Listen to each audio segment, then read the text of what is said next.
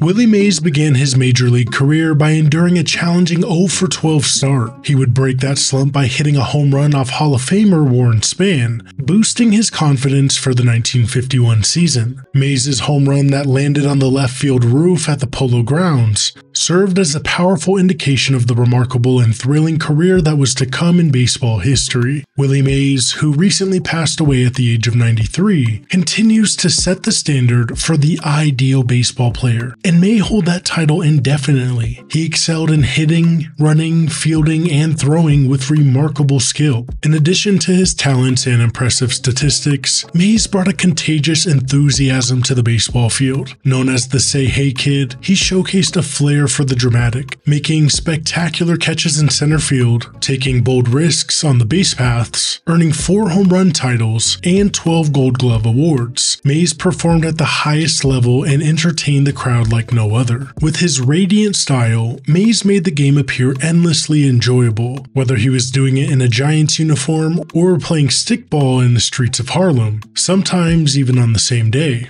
Mays continued to exhibit that exuberance even in his later years. Into his 90s, he frequently visited the Giants' home park at 24 Willie Mays Plaza, where a bronze statue capturing his iconic right-handed swing stands, welcoming up to 3 million fans annually. For those attending their first game, there was no better introduction to Giants baseball. The impact of Mays was caught at a glimpse with the response the baseball world gave to his passing. Willie Mays is baseball. When Willie walk into a clubhouse or even in the field, it's like the light brought up. Everybody else just be quiet. I mean, what an amazing human being. Willie was just my idol. Willie was just everything to me. What he meant to the game, what he meant to, California, all the Giants fans out there. The greatest all-round player in the history of the game. Willie Mays. The player, but also the character of the man. What a life, man. The guy that got the most skills, I believe, of anyone. Run, throw, hit with power, defense, baseball instincts. But the way that he showed the love of the game, the way he respected the game. He's the greatest player I ever saw.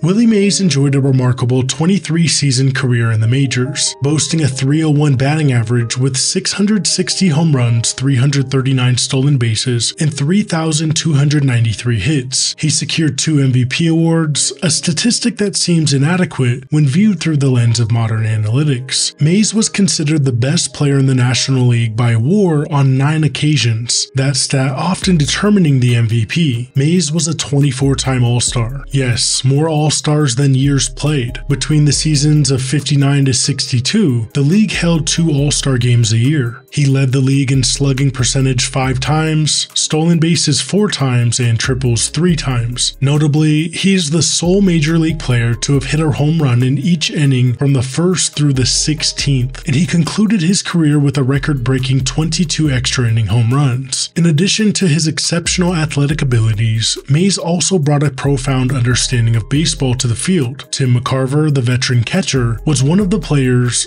who asserted that Mays' strategic acumen was so advanced that he would intentionally struggle against a pitcher's curveball early in the game to entice the pitcher into throwing the same pitch in a crucial situation later on. Mays also demonstrated astute base running skills. For instance, when scoring from second on a single, he would momentarily hesitate around third base to provoke a throw from the outfield, enabling the batter to advance to second base while he would turn on the jets and score. Mays astounded his teammates with his lightning-quick defensive reactions to outfield hits, as well as his ability to dash home from third base at the slightest opportunity. His managers have often referred to him as the quarterback of the team, making adjustments from center field and making decisions at the plate and on the base paths without the need for a sign of permission. Mays mentioned that his responsibilities extended to signaling pitches from the outfield. For example, he would tap his head for a fastball, his chest for a breaking ball, and his knees for a changeup, a signal system between him and the catcher to call the pitches. His combination of physical and mental acumen allowed him to maintain his productivity long after many of his peers had declined. Playing until the age of 42 at a time when such longevity was uncommon, he consistently ranked among the top 10 oldest players in the league. During during his final 6 seasons. Throughout his career, he exhibited exceptional durability, playing at least 150 games per season for 13 consecutive years starting in 1954, a remarkable achievement unmatched even by the game's most legendary Ironmen like Lou Gehrig and Cal Ripken.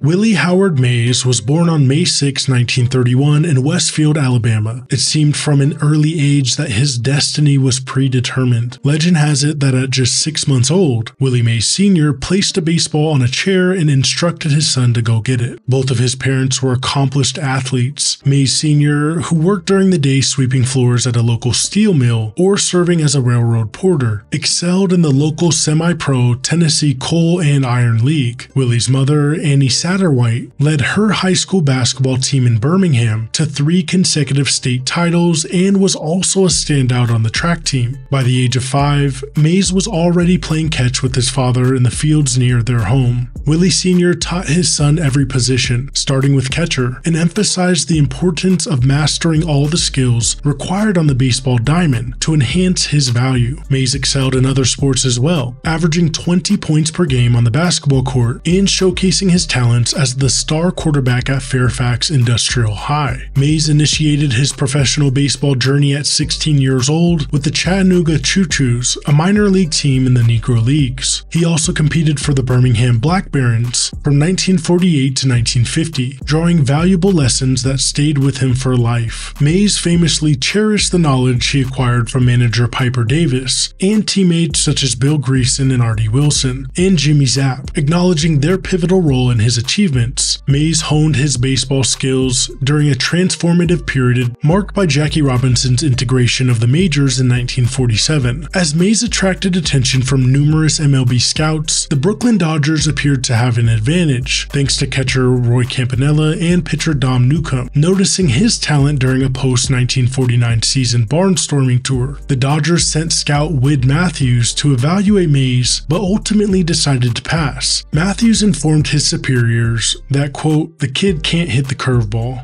The New York Giants, however, saw things differently, even though Mays wasn't their initial target. Giants scout Eddie Montague was originally set to assess the Black Barons' first baseman, Alonzo Perry, but found himself captivated by the versatile outfielder. Montague later described Mays as the greatest young player he had ever seen and advised the team to sign him immediately. The Giants went on to sign Mays, offering him a $4,000 signing bonus and a monthly salary of $250. The transition was a cultural shock for Mays. In 1950, he moved from the Negro Leagues to the all-white Trenton Giants, becoming the only person of color in the entire interstate league. He would face unprecedented racism, responding to the taunts and jeers with his stellar performances, much like Jackie Robinson had. Mays had 2 outstanding games against Hagerstown that season. Before the season finale, the PA announcer read the lineups, and upon reaching Mays, famously exclaimed to the crowd, "Ladies and gentlemen, I know you don't like this kid, but please stop hollering at him. He's killing us." Contrary to the Dodgers scouting report, Mays could indeed hit a curveball. He quickly excelled in the minor leagues, starting the 51 season with the AAA Minneapolis Millers and batting .477 over 35 games. In late May, the Millers traveled to Sioux City, Iowa for an exhibition game. During an off day, Mays was at a movie theater when he learned he was being called up to the majors. In between film features, the house lights came on, and the theater manager announced to the audience, if Willie Mays is in the audience, would he immediately report to the manager at the hotel? A fitting introduction for one of the most exciting players in league history. One of the most famous pep talks in baseball history occurred after a June 1st, 1951 game against the Pittsburgh Pirates. Mays had a rough start to his major league career, going just 1 for 26, his only hit being that home run against Spahn, and his .038 average left him nearly pleading to return to the minors. After an 0 for 5 night, coaches found Mays in tears in front of his locker and called upon manager Leo Durocher for urgent emotional support. Durocher gave him the encouragement he needed, calling him the best center fielder he's ever looked at. Quite the confidence booster for a rookie in a major slump. The next day, Mays went 2 for 4 with a triple and a 14-3 victory, and from there,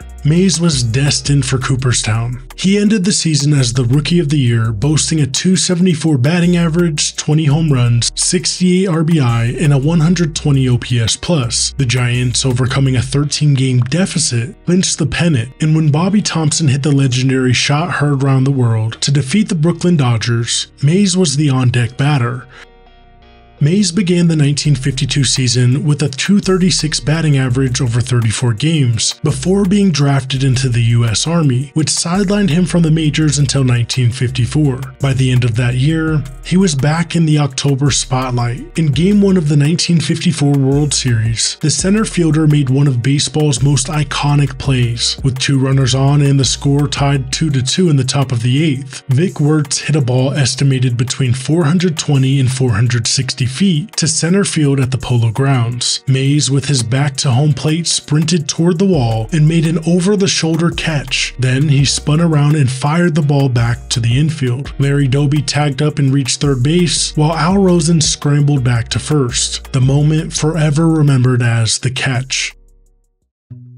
In total, Mays had 17 seasons with more than 20 home runs and surpassed the 50 home run mark twice. Mays, along with his godson Barry Bonds, Andre Dawson, Carlos Beltran, and Alex Rodriguez, are the only players to amass over 400 home runs and more than 300 stolen bases. When Rawlings introduced the Gold Glove Award for fielding excellence in 1957, Mays won the first of his 12 consecutive awards, a record matched among outfielders only by Roberto Clemente. Willie Mays is undeniably one of the greatest fielders of all time. Over the years, his combination of power, speed, and defense left even his rivals in awe. Now, strange as it may seem in hindsight, San Francisco fans were initially slow to fully embrace the New York transplant when the franchise relocated to the West Coast for the 1958 season. Bay Area fans tended to favor homegrown stars like Willie McCovey and Orlando Cepeda. Adding to this, Mays often reminisced about New York. At the end of the 58 season, a fan poll named Cepeda the Giants MVP, despite Mays having more hits, home runs, triples, walks, stolen bases, and a higher OPS. When the Giants moved from Seal Stadium to the windier Candlestick Park in 1960, Mays even adjusted his swing to drive the ball toward right center field, where the wind was more favorable. He led the NL in home runs 3 times while playing at Candlestick, including a career-high 52 homers in 1965. The greatest single day of his career, however, took place on April 30th, 1961, at County Stadium in Milwaukee. The day didn't initially promise much. Mays arrived at the ballpark feeling severely ill due to some questionable room service. Mays struggled physically and even requested to be left out of the starting lineup. Now, to adjust to his weak feeling, Mays borrowed a lighter bat from teammate Joey Amalfitano and took a few swings in the batting cage. Mays later retold the story, explaining his first 6 swings to be home runs. Reconsidering his decision, Mays confidently walked over to the lineup sheet, crossed out the name of the listed center fielder, and wrote in his own name. He then went on to go 4 for 5 with 8 RBIs, becoming just the 9th player in MLB history to hit 4 home runs in a single game. Now, time of course eventually caught up with Mays as he concluded his final year and a half of his career with the New York Mets. His farewell performance occurred during the 1973 World Series against the A's, where his 2 errors in Game 2 highlighted the narrative of aging athletes overstaying their welcome in the game. This depiction of Mays was something he deeply resented. Disputing the criticism, Mays credited the soaking wet field for him slipping in the outfield. Not to mention, in the 12th inning of the same game, Mays came through with a crucial run-scoring single off Rollie Fingers, breaking a 6-6 tie and propelling the Mets to a 10-7 victory. Following his retirement, Mays took on various roles, including a controversial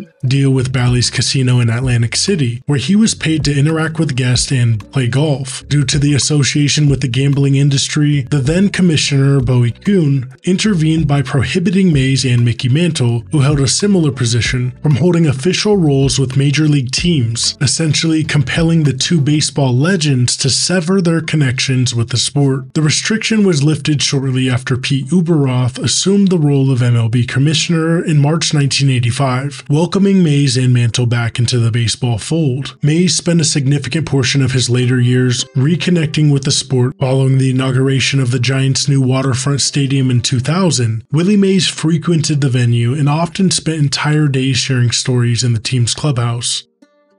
Now, what sets Mays apart from even the most elite Hall of Famers is the unparalleled value he brought to his team throughout his career. His batting prowess rivaled that of Hank Aaron and Frank Robinson. His fielding, which modern analytics confirm was as exceptional as his reputation and 12 Gold Gloves suggest, added an incredible 185 runs above an average center fielder. Mays' base running, another standout aspect of his game, often goes unnoticed due to the era in which he played. He led the NL in stolen bases for 4 consecutive years from 1956 to 59, despite never swiping more than 40 in a season. His ability to advance extra bases on hits was exceptional, achieving a remarkable 63% success rate over his career, surpassing even Rickey Henderson, who managed 55%. Overall, Mays added 79 runs above average on the bases, outpacing Vince Coleman, despite Coleman's 752 career steals compared to Mays' 339. Another one of Mays' most remarkable attributes was his durability. From 1954 to 1966, he played at least 151 games each season. During the initial 7 years of this period, the NL had a 154-game schedule, and Mays missed no more than 5 games in any season until 1966, when he missed just 9 games. While playing a few extra games per season may seem minor, doing so consistently over 13 years significantly added to his value, especially given his high level of play. This ability to avoid injuries allowed Mays to maintain his speed and defensive prowess well into his later years. Unlike other legendary center fielders such as Ken Griffey Jr. and Andrew Jones, whose defensive skills declined by the age of 30, Mays remained a top-tier defender into his mid-30s. At age 35 in 1966, he was rated a plus 18 defender. Even at ages 39 and 40, he excelled on the base paths, taking extra bases 74% of the time and leading the NL with a 23 steal and 88% success rate. Mays was ageless and unparalleled, leading the NL in B-WAR 10 times in 13 seasons from 1954 to 1966. Although he did not win 11 MVP awards, he certainly had the performance to deserve them. Perhaps the most astonishing aspect of Mays' career is that he maintained his exceptional level of play into his mid-30s. Consider the case of Mike Trout, one of the few players who could be considered for the title of greatest living player. Trout led the AL and B-WAR for 5 consecutive years from ages 20 to 24 and entered his age 28 season with a 72.5 WAR, 22 wins ahead of Mays' pace. However, in the 5 years since, Trout has only added 14 wins to his total, now trailing Mays by 11 wins and approaching his age 33 and 34 seasons. During these same ages, Mays recorded back-to-back 11-win seasons, a feat achieved only 5 times by a position player in the 58 seasons since. Willie Mays is remembered as a pillar in the sport of baseball, truly as one of the real GOATs in all of sports, and his impact will endure, continuing to influence modern baseball. Thanks for watching Sports Pantheon.